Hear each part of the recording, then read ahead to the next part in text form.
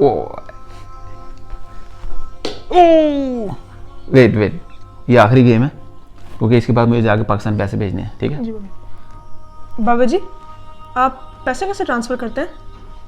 Bank के ज़रिए या एक्सचेंज के ज़रिए। बाबा जी, आप हुंडी कर दिया करें। ये हुंडी कहाँ से सीखा आपने?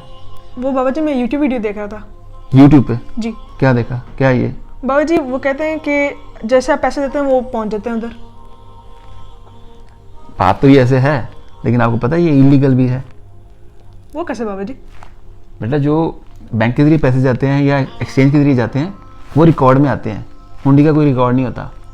मिसाल के तौर पर मैं आपको बताता हूँ, अब मुझे 17 साल हो गए, मैंने कभी हुंडी के ज़रिए पैसे नहीं भेजे पाकिस्तान, जी बाबा। कभी भी। अगर मिसाल के तौर पे गवर्नमेंट डिपार्टमेंट से या टैक्स वाले आके पूछते हैं कि ये आपने घर कहाँ से बनाया, हम बोलेंगे कि जी हमने बाहर से पैसे कमाए हैं, उसका बनाया। तो बोलेंगे कोई रिकॉर्ड है आपके पास? हम उनको निकाल के पकड़ा देंगे, जी हमने 17 साल में इतने पैसे ट्रांसफ़र किए हैं।